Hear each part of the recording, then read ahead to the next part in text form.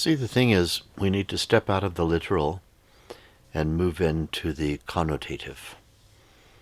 Literalism is the death of all deep traditional spiritual knowledge.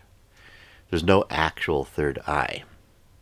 There's a function, and the function is the ability to have inner wisdom, the eye of wisdom. And this function altogether is referred to in Sanskrit as Chakshush. Chakshush. And Chakshush is probably a combination of functions of several different glands in the brain and the famous pineal gland. So-called pineal because when you examine it from a cadaver, the gland itself looks like a small pine cone, pineal. The pineal gland lies back behind the cranium, several millimeters back, and one of its functions, among many that have been discovered by neuroscience, is to secrete cocktails of neurochemicals that are associated with different levels and echelons of neurological and perceptual functioning, cognitive capability. Those are all pretty fancy words. What it means is the ability to arrive at conclusions from inner vision that one has. And that inner vision is the vision that allows one rapidly to arrive at accurate expectations about what's going on. See, the thing is, when we've all walked around with people who don't notice things. You just have to think about it for a few minutes and you'll identify somebody. You know, did you see that squirrel that just went past? I didn't see any squirrel. I was too busy talking about my mother-in-law. Did you notice the slight saffron flavor on that pasta that we ate? We had pasta? What? What are you talking about? Yes, we had pasta for lunch. There are people who we can spend time with who seem to miss almost everything except the thoughts they have. They can tell you what they've been thinking about, and usually it's the ever-repeating known. You know, hundreds of thousands of thoughts, the same thoughts today as they had yesterday. And most of those thoughts have to do with worries and anxieties about things that are highly unlikely to come to pass. And so we have created just now a caricature in which we can find embodiment here and there of someone who is not particularly aware. When we find people who are not particularly aware, what we find is that somehow they walk into, with eyes open, situations that are not going to yield anything but suffering for them. They have expectations about the world that are inaccurate, with a capital I. And when accuracy arrives, that is to say, when reality eventuates, then they act surprised, maybe they are completely surprised, that something which to you or to another observer who has more consciousness, you could never consider any other thing except what the reality bore out to be true. So there are those whose lives are characterized by a failure to experience the obvious and a failure to arrive at conclusions that, for other people who have more consciousness, are very obvious conclusions. And so then, what is it that's causing suffering? Suffering will be blamed on the environment. Situations and circumstances, things that came to pass that I had no clue were ever going to come to pass. I was clueless, and as a result of my cluelessness, I suffered. Suffering, and almost all suffering, can be put down to not having accurate expectations within a world of the super obvious. The world, in fact, is extremely transparent, and how it is forming itself is very obvious. The question is, to what extent are we able to detect it and act in advance in order to create the surroundings and circumstances that circumnavigate suffering for us. When you have the proper juices flowing in your brain, one of those primary sites from which those neurological juices flow is your pineal gland. Then what happens is you have the capacity more accurately and with ever-increasing accuracy to see the future in the making. You can see the future unfolding out of the present moment. You see, always the present is born of the past. That being true, the future is born of the present. So the present has in it all of the seeds that are going to germinate and become your future experience. If only you could see those seeds, and if only you could see which of them is germinating and which of them for the moment is lying dormant. When we are gifted with a greater perceptual acuity, it's natural that we can sense the future in the making. And the future in the making is not like looking down some telescope and seeing a set future. I'll put it to you, the future in the making is only worth knowing if it's malleable. That means you can change it, you can mold it. There's no use even knowing anything about the future if nothing about it is changeable. And so this puts to rest the idea that the future is a set of things that are definitely going to happen.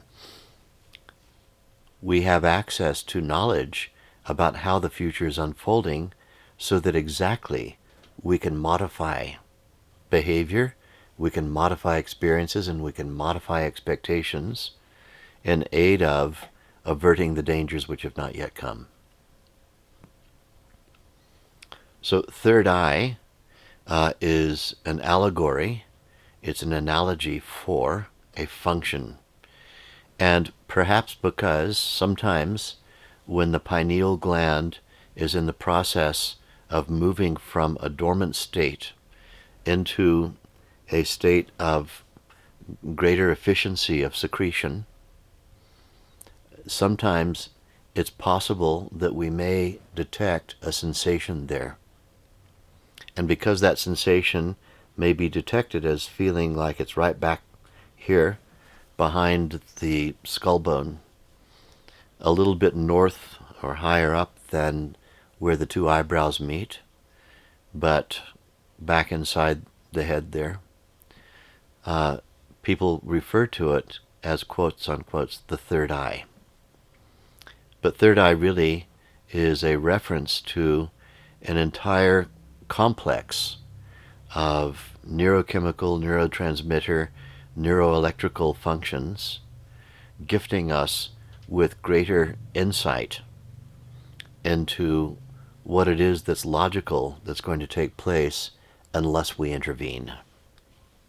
If you like what you see evolving, then no intervention is necessary, and you allow events to naturally unfold in the way that it's clear they're going to.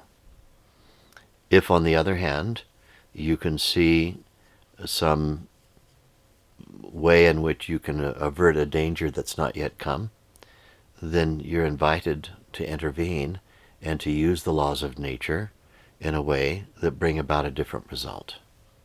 My favorite analogy comes from the Upanishads. A child is sitting in the living room near a fireplace, and a red-hot coal rolls out onto the hearth. There are two people in the room observing the baby. the toddler, crawler. One is a 4-year-old child, maybe a sibling of the younger baby. The other is a full-grown adult. Both people see the baby alert at the rolling out onto the hearth of a red-hot glowing coal. One of them, though seeing it, is not capable of putting together any conclusion about what's likely to happen next, even though the baby alerts and looks fascinated and leans forward as if about to crawl toward the red-hot coal, thinking that it's a new fun toy to play with. The adult in the room, who in this particular parable has presumably a more awakened third eye, a more awakened capability of perception, can see the future in the making, and goes over and moves the baby in a different direction, faces it towards another fascinating toy, and then goes and removes the coal, averting the danger which has not yet come. And so then, what is the difference between, the events moving and unfolding in a particular way? The slightly older child witnessed the baby alerting, but couldn't see what it was alerting about and couldn't put two and two together to come up with the idea of averting a danger. The interesting thing about being in the business of prevention is that if successfully you prevent a thing from happening, you can't prove what it is that you've prevented, because you've stopped the thing that was going to happen from happening. And so there's peace. Peace is the product of having prevented, but prevention itself can never be demonstrated adequately. There are very few instances in which it's very clear that absolutely, on raw terms, you were able to prevent something which, had you not prevented it, would have brought about lots and lots of suffering. Illuminated people are dotted around the globe. People who have greater access to all of the flow of information, which we call the future in the making, are dotted around the globe. Meditators of high degree. It's not possible for us to document all the desperate and dreadful, both collective and individual things that they are preventing from happening on a daily basis. Suffice to say that we live in a world which actually, since about 1945, shouldn't actually exist. Why do we say this? Because of the discovery by the militaries of the world of the thermonuclear function. This is currently, right now, is the anniversary of the bombing of the city known as Hiroshima in Japan, and shortly after that, a week later, the city of Nagasaki. Together, about 250,000 people were vaporized instantly. There is no particularly good reason that those are the two sole events in which thermonuclear weaponry, now in the possession of dozens of countries, and also in the possession of unelected groups of people, that they shouldn't have been used again since that time. What is it that's preventing the world from self-destructing when it's had so many opportunities to self-destruct over the last many years since 1945? And who knows how many other kinds of potentially destructive events have occurred had the normal cascade of events been allowed to occur in the absence of these illuminated people.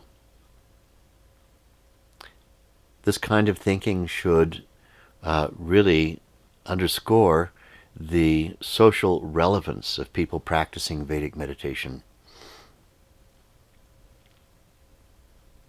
Individual action ends up influencing collective behavior. And in a world where the concept of access to power has to do with land grabbing, taking land from neighbors, and the possession of thermonuclear weapons would be considered to be the ultimate way to coerce someone into giving up their land. The fact that it hasn't happened yet is absolutely astonishing.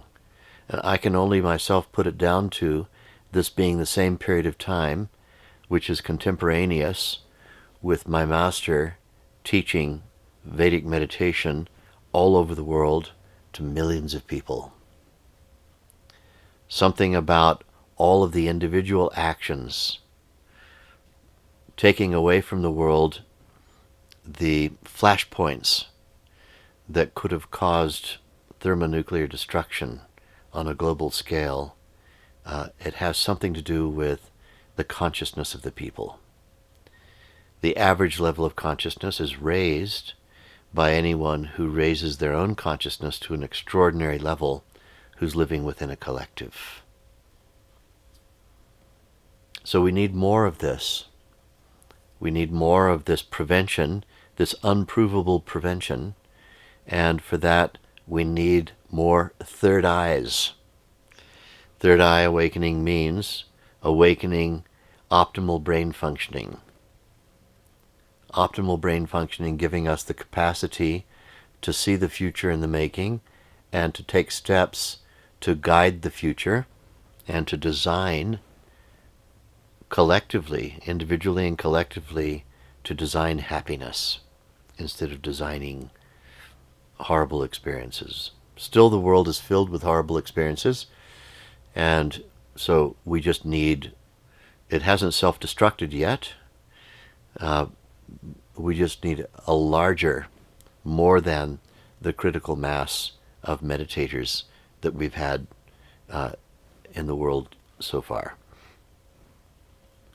And I still have a few years left in me for teaching, and collectively my colleagues have hundreds of years left in them for teaching. Don't waste time. Become one of the few who lead the many. Always in biology, there is a standard law of human biological evolution, and that is the few lead the many. So make yourself a meditator and be one of the illuminated people who can see the future in the making and avert the dangers which have not yet come.